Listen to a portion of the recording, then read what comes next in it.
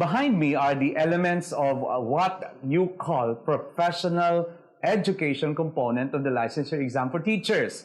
If you have watched the Gen Ed components, you better watch this one, because behind me actually are notes that I created so that you can be guided on the table of specification and you can have your own checklist if you have learned enough and if you are preparing enough for the licensure exam for teachers. So for you to do that, you have to subscribe to my channel, which is right here in this video. Good day, everyone. In this video, I'll give you a glimpse of the professional education major component of the licensure exam for teachers. I will break it down into 4 major categories. You know, it's a big 150 item test, and I'll break it down into percentage of distribution based on the TOS earlier known to the Board of Professional Teachers and released to the public as a reference to those who would like to study up close and personal, even go to the details of the preparation for the licensure exam for teachers. I will, of course, not relate it much yet to the PPST or the the Philippine Professional Standards for Teachers, because I'll do that in the next or succeeding episodes right here. The PPST as the new guide to the standards of being a professional teacher in the Philippines. All right, I'll talk about that in future episodes. But I'd like to remind you that connected to this episode is an earlier episode about the general education. I reminded you that while Gen Ed is only 20% if you belong to the secondary education, okay, and 40% if you belong to the elementary education group. All right. However, you cannot neglect the fact that the general education is a test that would determine what's right here so that you will not pour from an empty cup. The thing is, general education content are so general that they are presumed to be, to be found among all teachers, that they would give the privilege to become a professional teacher. But you know, the Prof Ed is different. The Prof Ed is trying to make you prove to the board and to the state and to the society and the schools that would hire you in the future, even in front of the classroom, that you know how to be a teacher inside and outside the classroom, all right? Local or global in perspective, you know, as a teacher, as a person, as a member of that society. That is the coverage of the professional education. By the way, if you have not subscribed to this channel yet, you better subscribe, because a lot of things will happen in this channel and you will miss it if you don't. Okay, have you subscribed? Better do right now. Okay, let's talk about the distribution, just to remind you, just to make it visual to you, that if you belong to the secondary education, of course, don't forget that you will be tested 60%, okay, for professional education. Okay, that's why. If you don't make it in Prof Ed, goodbye. Okay, but if you, that's for elementary, I mean. But if you, of course, belong to the secondary, of course, you have 40% for professional education, another 40% for your majorship, and 20% for general education. Okay, but you know, I will always say, I will always advise that you should be walking on 2 legs if you are in an elementary education. Okay, but you have to walk on 3 legs if you belong to the secondary education. All right, let me break it down. Therefore, if I will break down professional education, okay, professional education, I would like to remind you that there is a story on how you can keep to mind, okay, the content of the Prof Ed. It's like this. The board exam is testing whether or not you are competent. And that competence is tested in those items that they will put in that exam. All right. And in Prof Ed, you have to prove that you know how to teach. In Gen Ed, you have to prove that you know what to teach. Also, in majorship, you have to prove that you know what to deliver inside a classroom. But the Prof Ed will really test whether you can teach and you understand your role as a teacher, not only in that classroom, but also in the society where you live in. And that's why this is very, very important. And you listen very well. For the meantime, right in this corner, I will write the 4 areas of the professional education and will show you how it's divided to 20%, okay, to 35%, all right, to another 20%, and to 25%.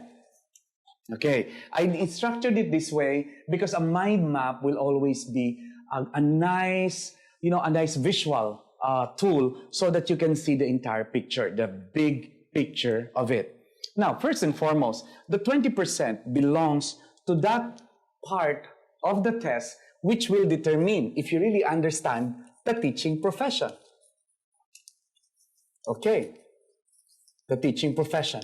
All right, now that the licensure exam for teachers, in history, it used to be with the civil service because then this was called the PBET. Now it's brought back to the PRC. It's brought to the PRC so that it's professionalized, the professionalization of teachers. And that's why you have to prove that you understand teaching as a profession. As a profession, you have to remember that if you have a license, you don't have a right. As you're given the license, you are only given a privilege. And that's why you have accountability, you have liability. You have administrative liability, you can lose your license. You can have, civil liability, you can pay fines and damages. Or you can even have criminal liability and you can actually go to jail. And that's why the role of the teacher being a professional is not only limited in the classroom, but also in the society, in the larger society where you live in. That's why part of the 20% is also the social dimension. Okay, the social dimension of teaching. Your role in the society, in the bigger world, in the global context. And of course, part of this 20% will be your field studies and your practice teaching. It will determine if you had been there, if you have done that. Okay, now, for the biggest chunk of professional education, this will test if you really know how to become a teacher inside the classroom. And the first thing you have to prove, to be able to prove that, is you understand curriculum development. Okay? Because you don't only teach what you want to teach, because you're governed by a curriculum, the sum total of all the learning experiences of a child under your care, under your guidance. All right. If you understand the curriculum, then maybe you can go to the next level, which is instruction. And which is why in this 35% part, a major part of this will be the principles of teaching.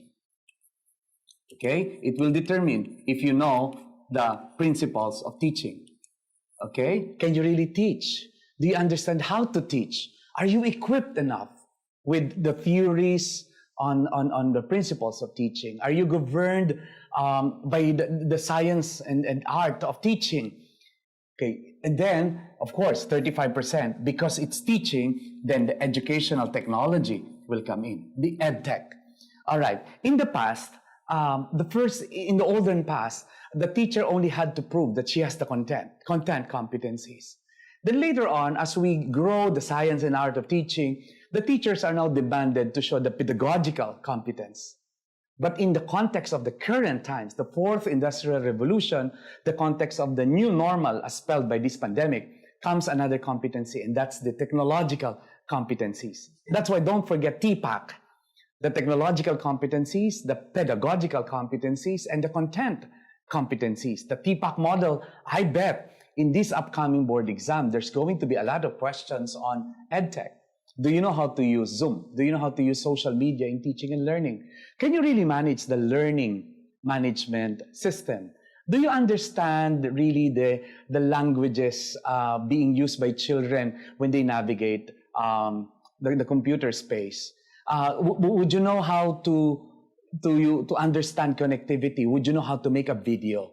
Okay, would you have a good judgment to curate available resources in the Google and so on? Can you navigate using tools, not only in teaching, but also in assessment? Would you know how to make this full use of the Google Classroom, the Google Docs, the Google Form, and all of these other technology that are available with us right now? Are you familiar with Schoology? Okay, are you familiar with some resources that will be available? Do you know the meaning of blended learning, flexible learning? Do you exactly know what these terminologies mean? And do you consider the fact that your your learners are on the other side of that virtual space where socialization is not limited to the face-to-face only. And believe me, this is going to be the future of education. And that's why EdTech will come very, very strong in this upcoming board exam, and you have to prove that you are familiar with all of this. If ever you want to experience this, you have to go to CBRC, because in the case of CBRC, we have developed our omni-model performance management system. It's our learning management system that we design ourselves for purposes of the review. And of course, part of this teaching process will be reading. Okay, that's why developmental reading becomes a major component of this. Okay, because as you understand that reading is a major tool in teaching and learning experience. All right. Now, let's go back before I go to the third part. Of course, you want to understand teaching as a profession. You want to understand your role as a teacher. It's not only being in the classroom, but being part of a society. Okay, after that, you enter into the classroom, but you're not alone. You're guided by the curriculum. You have to understand the principles of teaching and learning, of course. You should be able to use this technology, and you should be able to use the capacity of the child, so that the child becomes the center of your teaching learning experience. And after that, at 20%, you have to understand that it's not about teaching, but it's about learning. But under the concept of the outcomes-based education, where the teacher is not anymore the sage in the stage, but the guide by the side. The teacher is not only the content provider, okay, but rather facilitator of learning. And that's why 20% goes to facilitating learning. Facilitating learning. Okay, here is where you become a facilitator. But for you to be able to really facilitate learning, you have to understand the child. Okay, and you have to understand the adolescent in case you belong to the secondary education. And that's why child and adolescent development. Okay, what are their needs? What are specific to preschoolers? What are specific characteristic of a toddler, of a young adolescent, of an 18-year-old child that you encounter every day? You have to understand that. And last but not the least is the 25%. And the 25% comes to what is one of the most important role you have to play, and that is to determine if indeed learning took place. And that can only be, true when the teacher understands assessment. And that's why assessment, together with your field studies, your practice teaching, will occupy 25% of the test. I repeat, before I move to the specifics of all of these 4 divisions, you have to understand that teaching as a profession, what it takes to become a professional, what are your responsibilities, the continuing professional development, and so on. That's a social dimension, so that you can position yourself in the bigger society. Then you are guided by the curriculum in your trying to execute the teaching, learning principles that you can learn from past theories and so on. And then you use technology and you take advantage of that knowledge that you have of reading. And as a facilitator of learner, you have to put the child in the center of everything, but you have to understand the child and the adolescent. And lastly, if you are sure that that the learners have learned, then you have to prove it. Not just by intuition, but by science itself, because teaching is both a science and an art. And there is an art and the science of assessment and evaluation. Okay, and now we will take a look at this, and I'll go to the specifics. Are you now ready to go to the details of the professional education components in the licensure exam for teachers? If your answer is yes, better promise me that you will subscribe to this channel. And better yet, after watching this, you have to refer this to your friends so that they too can benefit from this little discussion. Earlier, we have broken down the entire Prof Ed into 4. Okay, as you may see, teaching profession, curriculum, principles of teaching, facilitating learning, and assessment. My intention is to make sure that it is well discussed in terms of the details. The first one is the teaching profession. Of course, the second one will be curriculum development, etc. The other one is the facilitating learning, etc. And the last one right here is the assessment, etc. Okay, the teaching profession, as I told you earlier, centers on the teacher. Do you really know how to become a teacher? Do you have what it takes to become a teacher? Do you know the standards? These are the words. Do you know the standards? And such standards is not limited to what you can actually deliver as you are as an examinee. But there is a concept of the personal and professional growth and development. Okay, don't forget that. Now, the teachers will have the role. Okay, you have the roles. You have the responsibilities. Okay, and such roles and responsibility is both in the local and the global settings. You have to remember that. And the teacher is, don't forget, the change agent. All right, and because the teacher is the change agent, that teacher, we have to look into the historical. Okay, you have to look into the socio-economical. We have to look into the socio-psychological. Okay, we have to look into environmental and geographical. Okay, we have to look into all of these factors that affect the teacher being, a change agent and being a facilitator of learning. All right, here also is where the pillars of learning is being tested. Okay, the pillars, the learning to know, learning to be, learning to do, learning to live together, and the last one is the learning to change, learning to transform. Okay, now aside from these, you have to understand that in this composition, 20%, this is where ethics and accountability is discussed. Okay, do you know the accountabilities? Do you know the laws that govern the teachers? Do you know the implication of you using, corporal punishment to children? Do you know all of those? All right. So that's for the teaching profession. Okay, as a major component, right here, taking 20% of your test together with social dimension of teaching.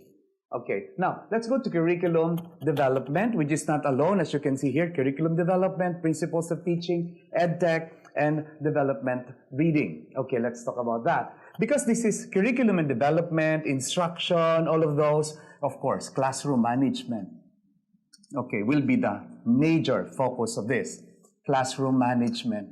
Do you know in classroom management, just remember the 3 C's, the content, okay, of course, the conduct. You have to understand the conduct and the context of the discipline right there, the consistency that you have to maintain in that environment. But classroom management also refers not only to discipline, but refers to activities.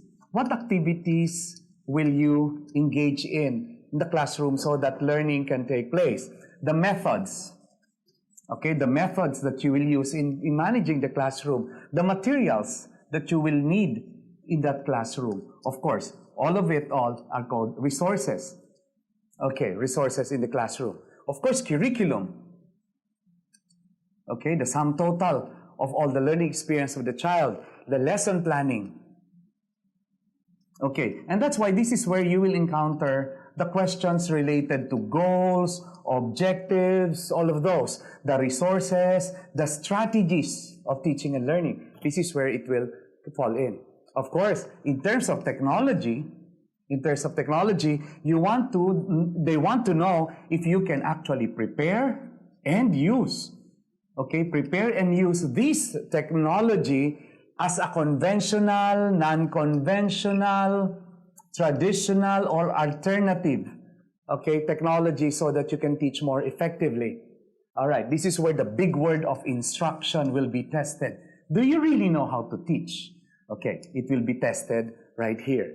And the roles of all the stakeholders. Don't forget that you're not alone in the teaching learning process. You have to take it from the perspective of other stakeholders.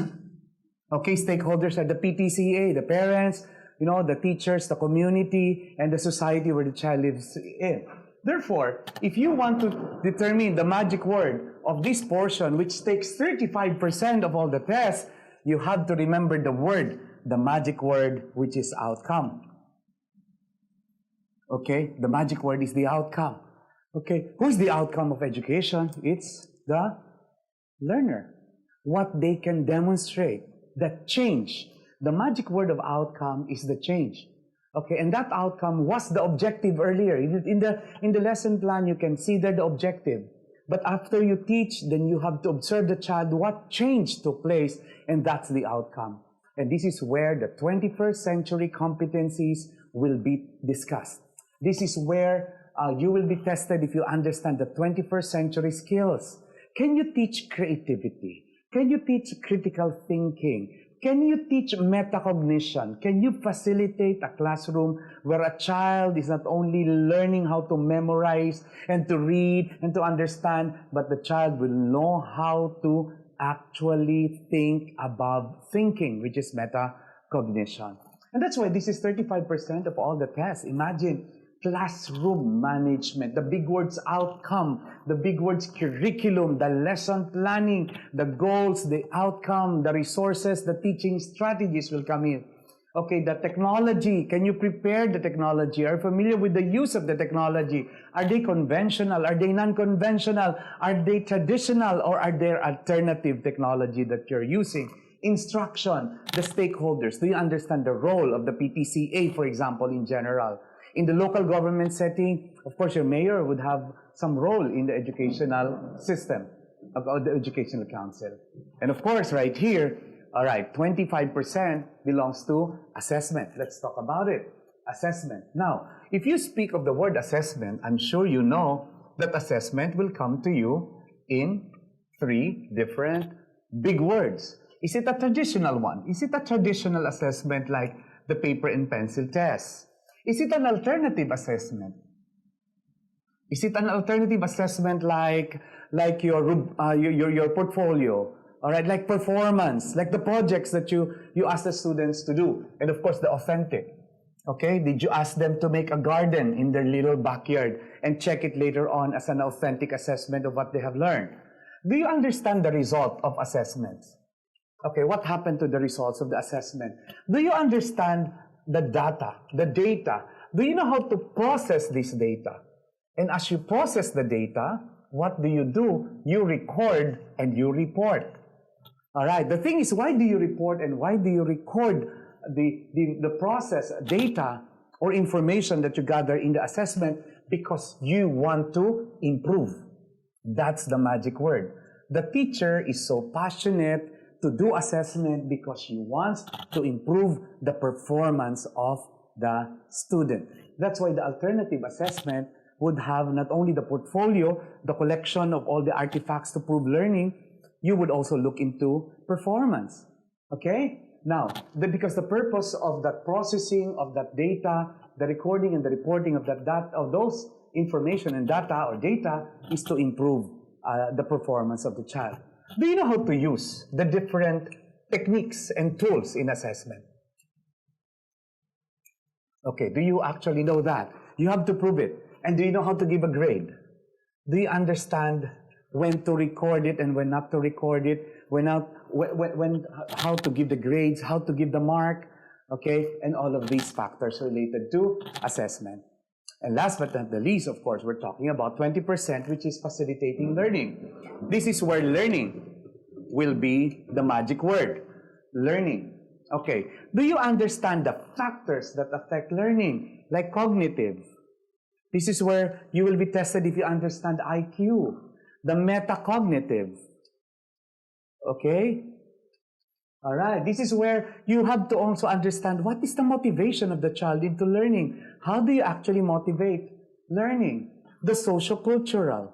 How do you engage the social-cultural factors of learning? Okay. And this is where the theories of learning will come in. This is where researches will come in.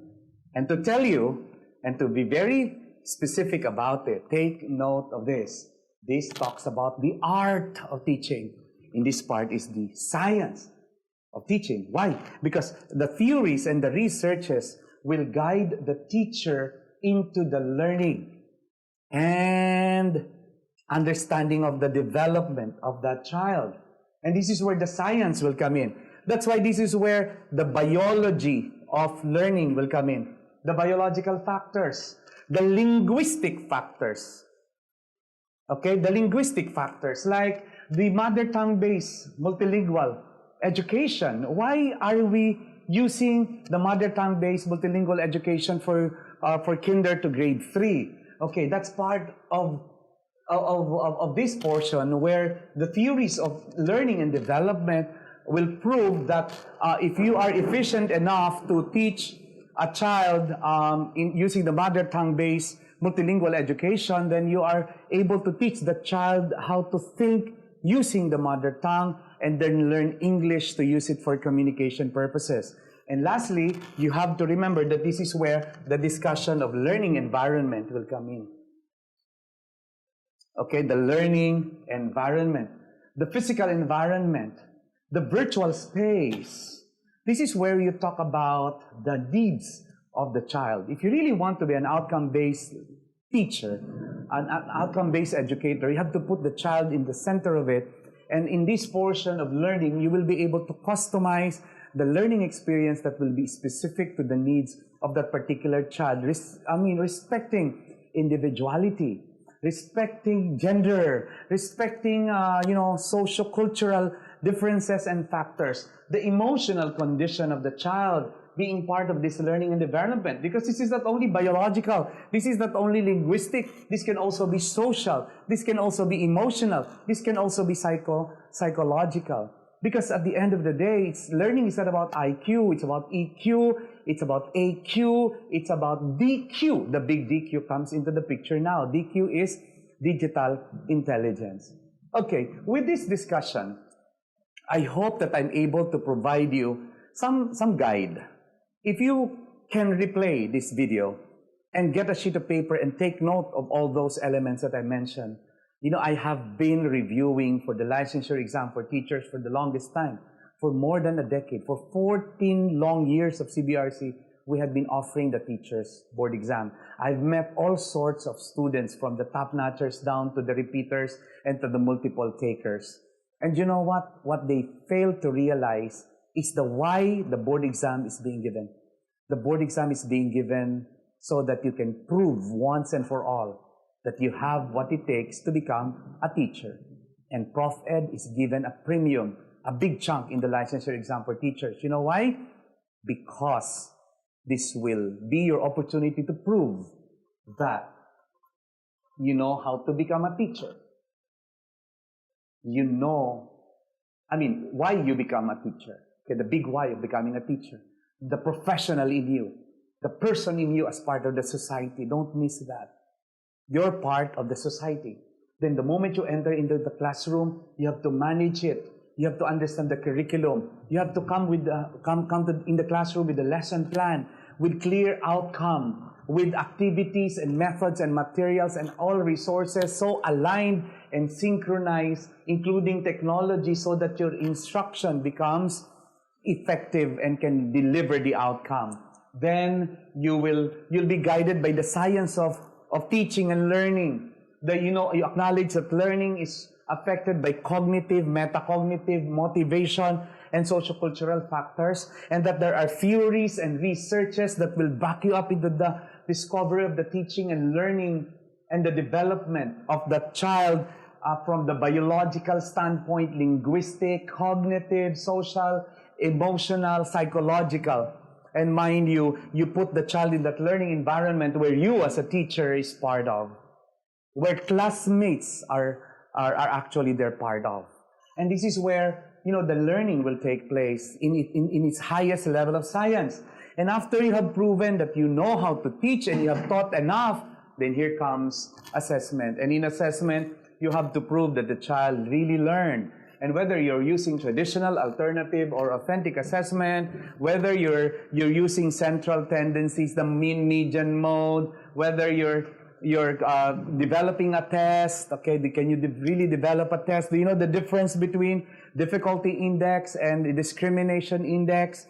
Do you know the standard deviation? Do you know variance and all those languages you think of? Because this is where the data are being processed, not only for you to record and report, but with the love to improve the performance of the child. And of course, you will have tools and techniques so that finally you can evaluate and give a grade. That's the challenge of Prof Ed. And no wonder a lot of people will fail in Prof Ed. Why? Because They are just so good to know what they need to know, but they are not very effective in becoming the best teachers they can be. In the next part of this video, in the next episode, I will talk to you about the latest, the PPST, the Philippine Professional Standards for Teachers. I'll talk about the domains. I'll talk about the strands. I'll get you into the mind and to the brain of those who are developing the test. Because those who are developing the licensure exam for teachers, every test item that they make is anchored on something. It's anchored on the standards, because the standards are the bare minimum where you will be tested for your competencies, and the questions being asked in the board are the performance indicators of those competencies. At the end of the day, to become a teacher to be a licensed professional teacher is to be given the privilege, and the state, the government should make sure that you don't only know what to teach, but you know how to teach, and you know everything around it. God bless you, teachers. Keep on learning. Don't stop learning. And please share this video to your friends so that they can also benefit from this episode. Thank you. And by the way, if you have not watched the Gen Ed details, the general education components where I detailed the other elements of the test, which is the general education, please find that in this channel.